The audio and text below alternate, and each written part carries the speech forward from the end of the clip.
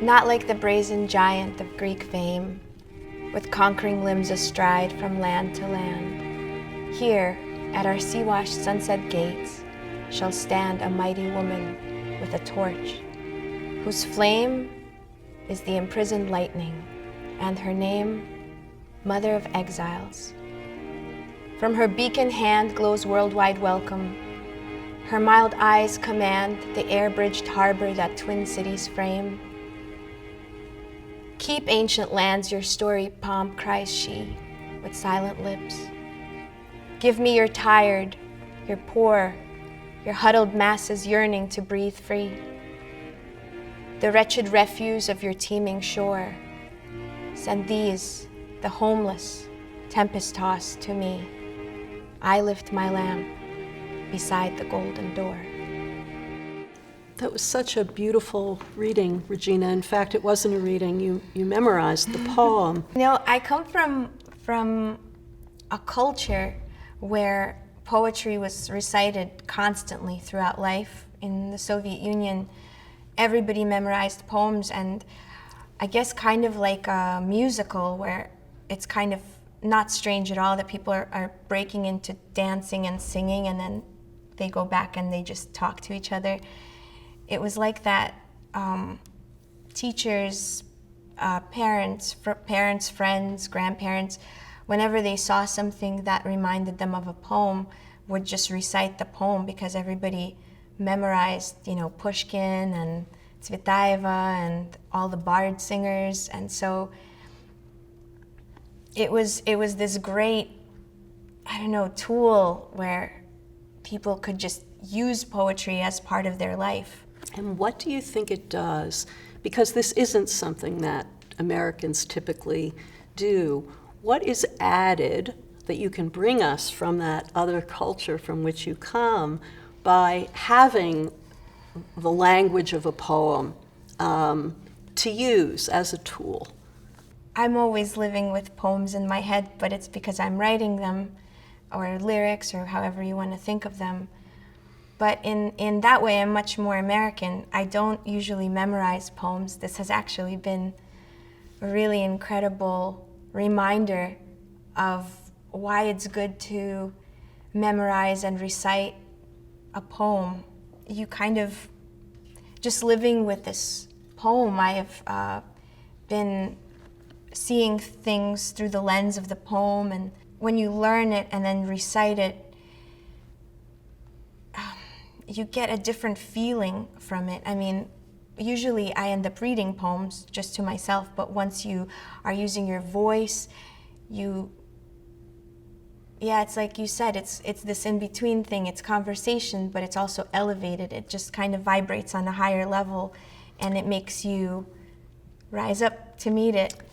Emma Lazarus herself, as you know, was a person of very comfortable circumstances and upbringing, who only in the early 1880s, when Jews began to flee Eastern Europe, she heard some sort of call herself, and she began to volunteer with the Hebrew immigrant, the newly formed Hebrew immigrant who brought me here. Aid Society. Thank you, Hayes. And we did bring here on the piano some of the earliest correspondence of the Hebrew Immigrant Aid Society from these very years. We can look at it in a minute.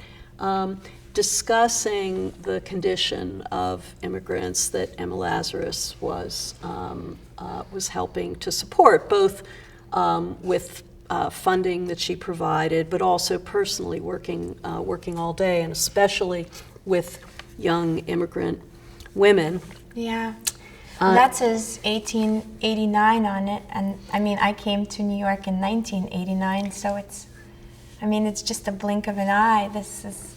You've been speaking very passionately, but we haven't talked at all about your own experience as an immigrant.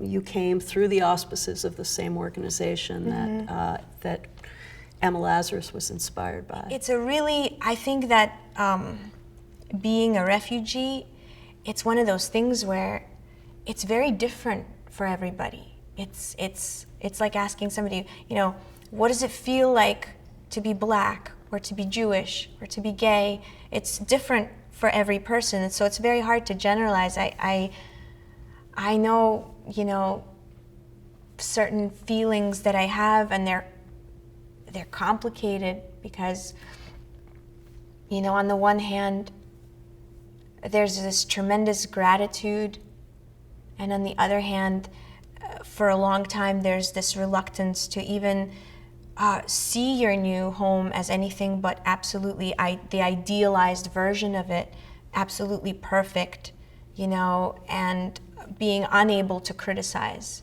I mean, I remember, I went to SUNY Purchase in Westchester, and I remember seeing kids on campus with megaphones, on the lawn, yelling, you think you're free in this country, and I just remember rolling my eyes and thinking yeah, you're listening to Dylan, you're smoking weed, you're saying whatever you want, no one's gonna come and knock on your door at night and take you away. Your family history isn't full of people being sent off to labor camps because they made a joke at a party. Of course you're free, what are you talking about? And at the same time, we're not as free as we think. And there are forces at play, and they are dark. I mean, I think I was stuck for, a long time on wretched refuge of your teeming shore. I mean, it's such an image of, and it's so wretched refuge, it's basically everybody who's not wanted is wanted here.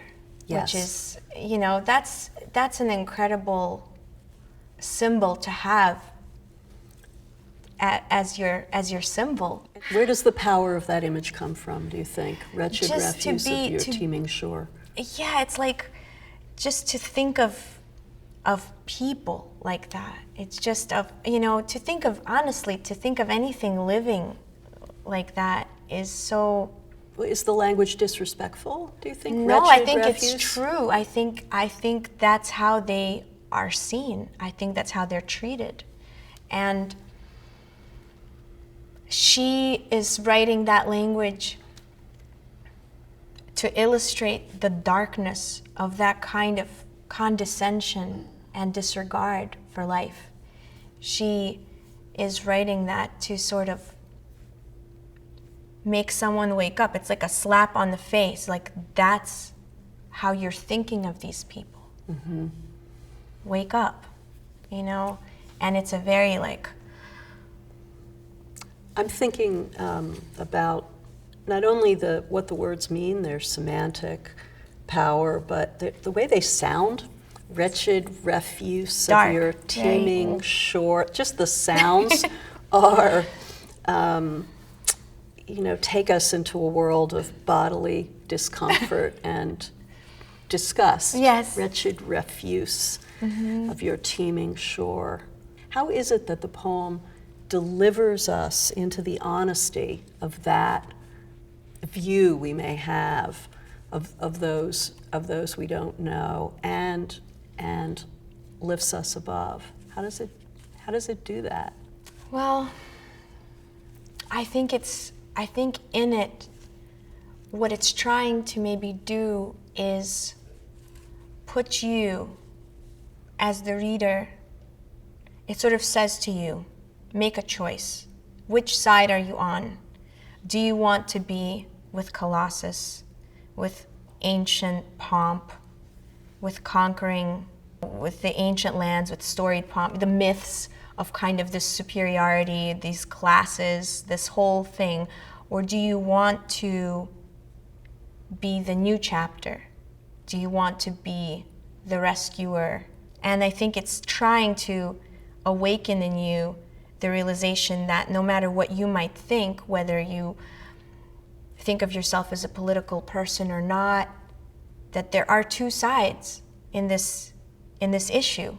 And you are either the person who is open and welcoming and keep yourself awake to the struggles of other people and you don't think of them as refuse, or you sort of go to sleep, and you become the insider who is very comfortable with your myths and the way things are and sort of the status quo. Mm-hmm. You know, one of the things that I was thinking about that just kept staying with me was the very last line. You know, I lift my lamp beside the golden door. And then I was thinking about that she's not, you know, usually statues and sort of symbols of cities, of countries, they're placed on the land and they're in the confines of that place. And not only is she in the harbor, but she's lifting the lamp beside the golden door. She's not inside. She's not in with those people. She is forever an outsider, just like the people that she is welcoming. So she can never get that superiority and smugness that people, once they're in, all of a sudden they forget. They forget that they came here. I mean, we have, you know, in our government right now, everybody's some generation of an immigrant or a stowaway or a refugee. But somehow, you know, now is enough. That's it, close the doors. We're in, and it doesn't matter about the people that are out. And I think that, you know, that might just be a sad part of human nature, that you just, you get this amnesia, and as you get used to a good thing quickly, and she can't. She will never get used to it. She's never inside. She's going to be outside that door, leading them in, never able to walk in and forget. So she is in exile too. She's an immigrant. She came here from France, and she is going to stay in the harbor and never get so assimilated that she forgets.